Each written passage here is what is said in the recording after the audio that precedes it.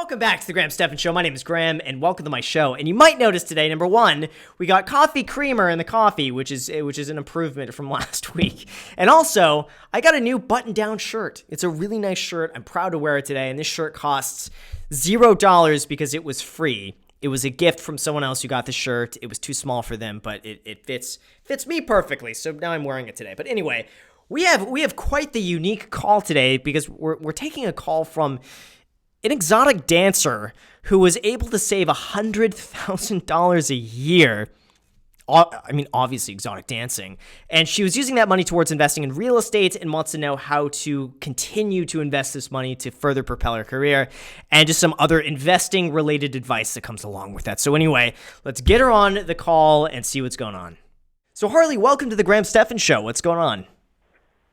Not much. How are you? Good. What's up? So I have a question about how I should spend my money. Okay. When I was 15, I started going to college, and I got my journalism degree by age 19. And I had a boring office job after that and about $25,000 in student loans. So I started thinking, how can I make more money and not have such a boring job? So then I started dancing and stripping. I paid off all my student loans. And after about 3 years or 4 years of doing that, I was ready to buy a house, and I put about half down on a house that was $335,000. And now I have 3 years later another maybe 130 grand saved up. So I was wondering if I should just buy I want a big house so I can have a pole dancing room and a guest room and a couple other rooms and just a lot of space. And I have 2 dogs, so I want a backyard. Or should I go ahead and just buy a couple rental properties? Wow. Yeah, I don't know what to do. First of all, that's really impressive. Not only from a financial standpoint, but also graduating college. You said by 19? Yeah, 19. I started when I was 15, and then I started going to a dorm when I was 17 to another college. I'm from Hawaii, so I was on a different island. Yeah. And I graduated summa cum laude, so I had a 3.98 GPA. That's amazing. Really quick, how do you start college at 15? How does that happen? I was failing out of high school at 15. I mean, that's what I was doing. It was a program that was offered through my high school called Running Start, and I knew right away, I'm going to do this because they were paying my full tuition. All I had to pay for was the books, so that was only a few hundred every semester. So I saved a lot of money that way. I've always been kind of financially savvy. Okay. So here's my thoughts on this, and I am not an expert. I don't want anyone watching thinking that I am an expert on the careers of exotic dancing. My understanding, though, is that is it a relatively short-lived career? I mean, my only concern is this something that you could logistically be doing for another 10 or 15 years and continue to make the same amount of income as you do right now? Yeah, it's kind of a sales career, so as long as you have the hustle down, I could probably do it till I was 40, but I really don't want to because already my back hurts and my knees hurt, and I don't want to stay up till 3 in the morning anymore. I'm just exhausted the next day. So yeah. I'm already trying to think of I don't want to do that forever. Right. I want to see what's your plan after this career, because right now it seems like you're making a very decent amount of money. I mean, how much would you estimate you're able to save every year? Because you've saved about 130 grand. It's really impressive. Yeah, so how much more can you save while you continue the career? I would say I put most of my money in savings because I'm the cheapest person that I know, and everyone knows that I'm the cheapest person that they know. So I would say, I don't know, I would say at least 50 to 100 grand a year, depending on how much I want to work. 1 year in Hawaii, I made around 200 grand, after my taxes and stuff, because the money was really, really good over there, just a lot of tourists and military. Right. Wow. I am shocked. I am shook. That's a lot of money. That's a really decent amount of money. Congratulations for saving all of it. It's insane. Yeah. That's stupid insane. That's a lot of money. I'm glad you're saving all of it because my biggest concern is the longevity of the career and when you would want to transition away from it. I am a huge fan of going the rental property route, or simply going and buying index funds, and then you can withdraw about 3% of that a year and pretty much just live off of that indefinitely. My thing would be to try to replace your current income or get very well close to replacing what your expenses are every year in passive income. How much do you spend, would you say, every year? How much money do you need to be financially independent or be able to retire if you wanted to? What's your spending like?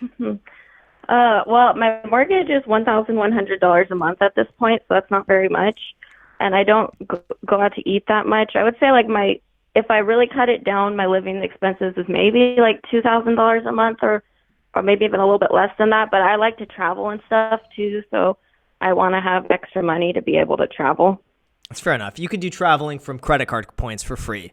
So my goal here, you should never pay for travel, ever. Don't pay for plane tickets, don't pay for hotels. All of that should be credit card churning.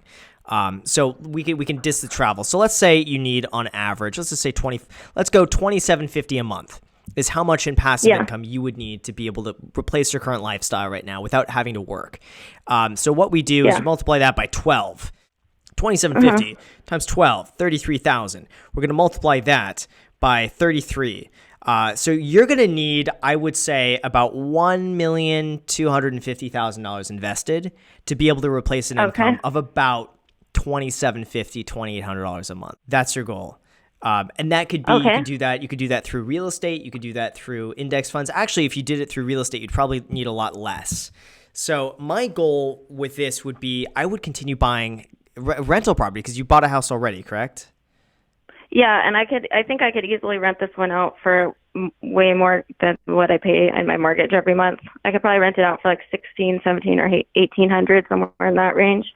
That's awesome. What's stopping you then from going and buying another one right now? I don't really know, like because I kind of do want to get a bigger house, but then I know probably it would be smarter of me to just get two slightly smaller houses, and then I think like how much is too much to put down. I'm a super worrywart, and I grew up like without any money, so I'm like, okay, well, I like probably have like 25 grand in emergency funds. And I'm like, is that too little? Is that too much? And then I think, well, I'd rather have like 40 grand in emergency funds. And then my mom's like, he's probably going to tell you that's too much. That's way too much. There's no reason. If you're spending like $2,000 a month, there's no reason I think that you would need more than 20. At the very most, I would say 20,000. But here's the thing: don't get a bigger house right now. What's the point of getting a bigger house? Especially where my biggest concern is just career longevity and just getting to the point where it's not something you want to do anymore.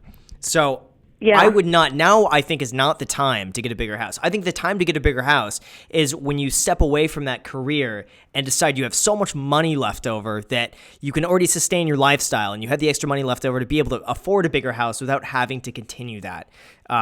So I would basically say, do not get the bigger house. Get the two smaller rental properties. I would probably recommend putting down about 25%. Get 25% down on two rental properties. You've got a significant amount of money saved up already.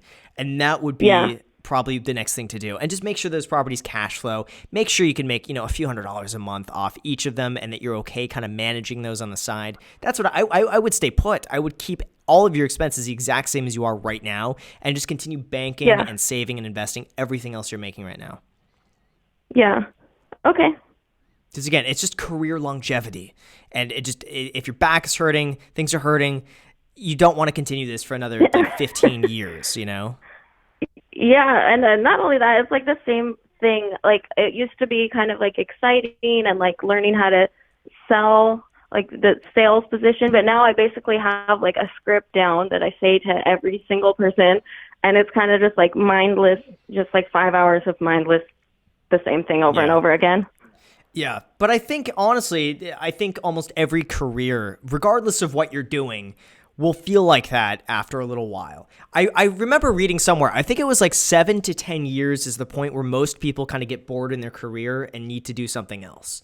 So it kind of makes sense that after the 7 to 10 years, in anything that you do, it starts to be repetitive and it starts to be unchallenging. So I think it's natural too that not only like physically you would want to start something else, but just mentally, I think it's going to be good to have a different sort of challenge or to be able to expand into something else that interests you.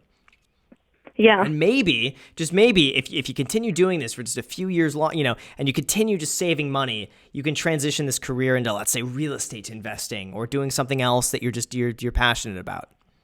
Yeah, I'm trying to actually get into becoming a realtor right now. I've only been doing that for a couple months, but that's something that definitely interests me just because buying a house is like the most exciting thing, I thought, and the best way that I could possibly spend my money. Yeah, no, that's a fun career. I have to say, when you make that first commission check, there's nothing like it to be like, I worked for something I can't and I wait. deserve. Yeah, it's amazing because it feels like, to me, it felt like I was just earning money out of thin air. I was like, I created this. It wasn't like I worked like 10 hours and I got this. I'm like, I put in work and I was able to do something, and like, here is what I have to show for it. Because like, like, in real estate, you don't really get trophies or anything like that, but it's like you had this commission check and you're like, yeah, that's my trophy.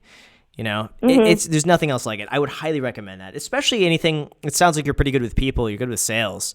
Real estate is just very much like that. I'm just super persistent.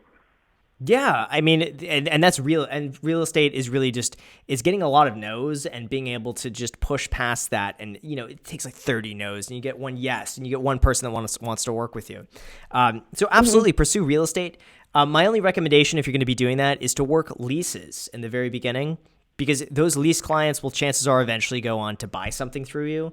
And just an easy way to get your foot in the door with very little competition from other realtors, because no other realtors wants to work leases. So if you do that, you will stand out very easily. You could build a relationship with these clients, and then a few years down the line, they're going to use you to buy and sell. So anyway, thank you so much for the call. I really appreciate it. Best of luck, and definitely keep me posted with how everything turns out for you. Okay, yeah, I definitely will. Cool. Sounds good. Have a good one. I appreciate it. Okay, thanks. All right, thanks. Bye. So with that said, you guys, thank you so much for watching. I really appreciate it. Again, if you enjoy content like this, make sure to always destroy the like button. Also, make sure to smash that subscribe button. Posting 4 videos a week, so if you want to be a part of it, make sure to subscribe. Also, feel free to add me on Instagram. I post it pretty much daily, so if you want to be a part of it there, feel free to add me there. And of course, if you want to be on the Graham Stephan Show, all the information is down below in the description. Make sure to follow those instructions, and maybe we'll see you on the show. So with that said, thank you again for watching, and until next time.